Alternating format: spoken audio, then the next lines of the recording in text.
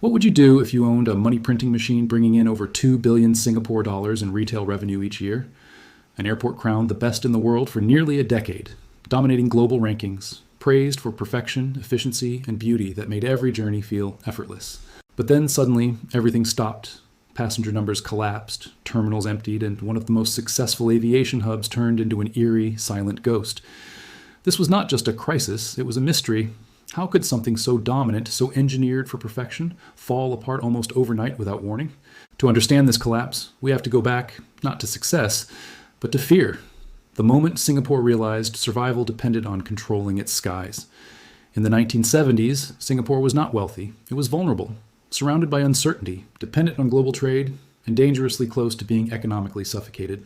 The existing airport at Paya Lebar Airport was reaching its limits, trapped between residential zones. Expansion meant unbearable noise and public pressure. Experts suggested upgrading the existing infrastructure, protect the investment, avoid risk, but Singapore made a decision that defied logic and ignored conventional thinking. Instead of upgrading, they chose to abandon it entirely, shifting everything to a remote military base called Changi, a move filled with uncertainty and massive risk. But Changi was not ready. It was raw, undeveloped, surrounded by sea. Turning it into an airport required reshaping geography itself on an unprecedented scale.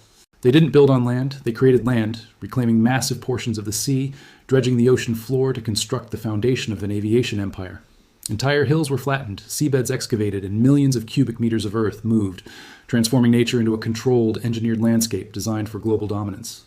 But progress came at a human cost. Hundreds of buildings demolished, entire communities displaced, and thousands of graves relocated to clear space for the runway. It was a silent trade-off, memory erased for momentum, history sacrificed for ambition, the past buried beneath layers of concrete and steel. What emerged was not just infrastructure, but a statement, a towering control system rising into the sky, symbolizing authority over airspace and global movement. And then in 1981, everything changed overnight. Operations shifted, flights rerouted, and a new era began with the arrival of the first aircraft. While other nations moved slowly through bureaucracy, Singapore executed with precision, speed, and clarity, building faster than anyone thought possible at that time. But this was never about luxury, never about comfort. It was about survival, positioning Singapore as an unavoidable node in global aviation networks. Changi was not designed as an airport. It was engineered as leverage, a geopolitical tool to secure relevance in a world driven by movement and trade. Yet even with all this power, something was missing, something beyond concrete, steel, and engineering. Something that could truly dominate human attention and emotion. Because Singapore realized one critical truth: controlling infrastructure was not enough. To dominate the skies, they had to control how people feel within it. Concrete was not enough. Singapore realized to dominate the skies, they needed to control human emotion. Concrete alone could not win loyalty, so Singapore redesigned the airport into an emotional experience, transforming transit spaces into immersive environments that quietly influence how passengers feel. Instead of rushing passengers through gates, Changi Airport slowed them down deliberately, surrounding them with calm, beauty, and subtle sensory cues that encouraged lingering instead of leaving quickly. Gardens began to appear inside terminals, not outside, but woven into architecture, turning steel corridors into green sanctuaries where travelers forgot they were inside a transport machine.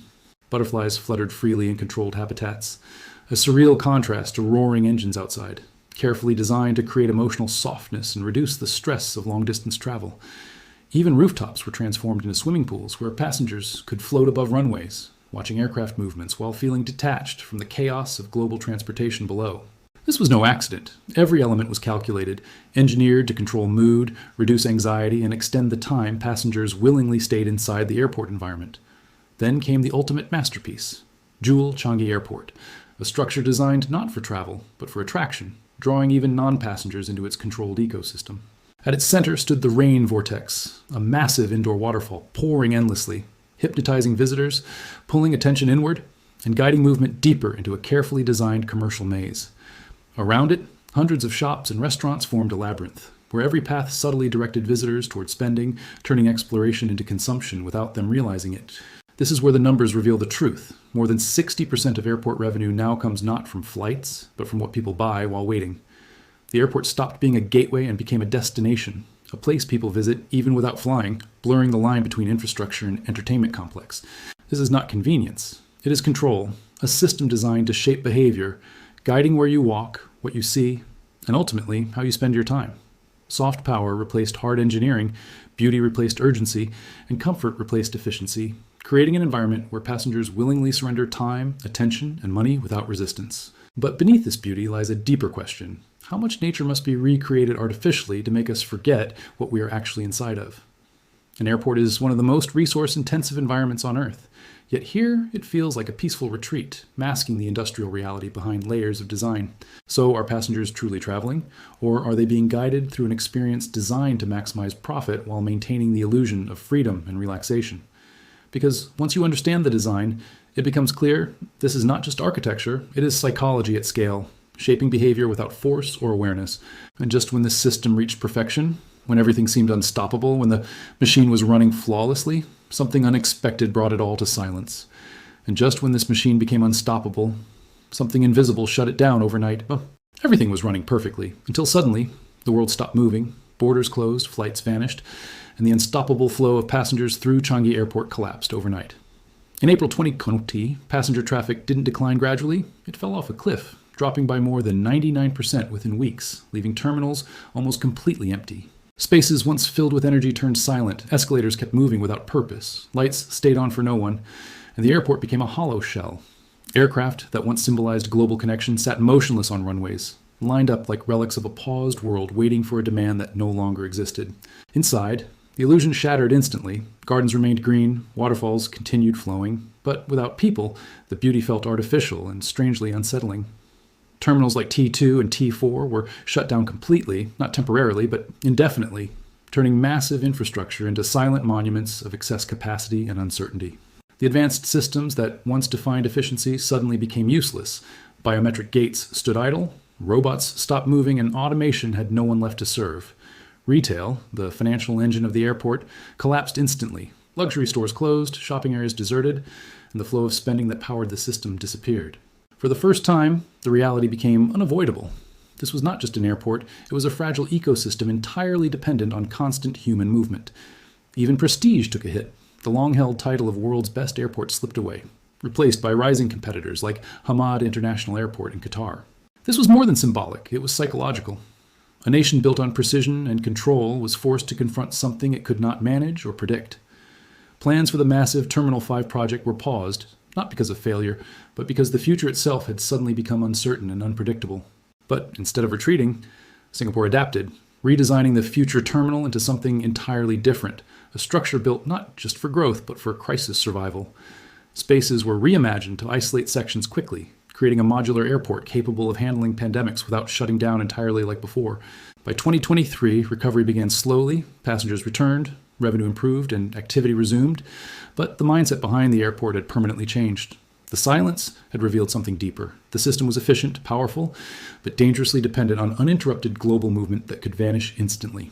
This was not just a temporary collapse, it was a warning, a signal that even the most advanced infrastructure could become obsolete under the right conditions. Because the real threat was not the virus itself, but what it exposed, the possibility that the entire superhub model was no longer future-proof. And just as Changi began to recover, a new challenge was already rising, not from biology, but from technology and global competition. Because the next phase would not be about survival, it would be about relevance. The world did not wait for Changi to recover, because while it was rebuilding, new competitors were already rising, faster, richer, and far more aggressive than before. In the Middle East, ambition took a different scale, with projects designed not just to compete, but to dominate global aviation flows through sheer size and luxury. Airlines like Riyadh Air began shaping a new hub strategy, aiming to pull transit passengers away from Southeast Asia toward the Gulf region.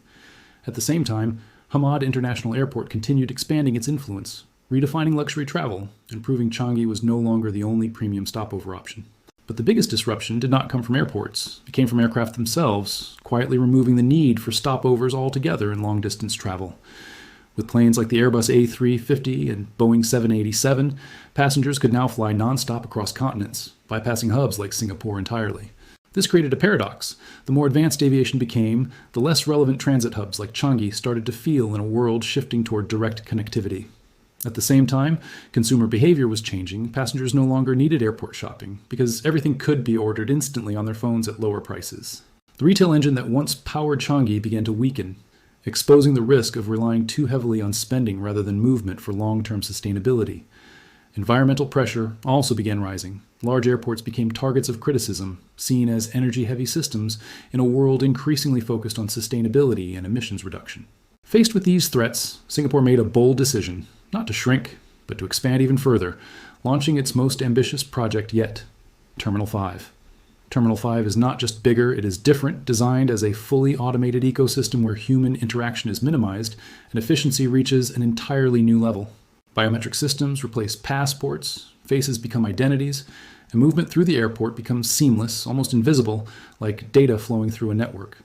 Behind the scenes, autonomous machines handle luggage, aircraft monitoring, and operations with precision, reducing human roles to oversight rather than execution. Even the design has changed. Spaces can be isolated instantly, turning the airport into a flexible structure capable of adapting to future crises without shutting down entirely. But this evolution comes with a question. As efficiency increases and friction disappears, something else may also be fading: the human experience of travel itself. Journeys become smoother, faster, and more optimized, but also quieter, colder, and more detached from the unpredictability that once made travel feel alive. Changi is not collapsing. It is transforming into something new, a system where humans move like data processed through perfectly optimized environments.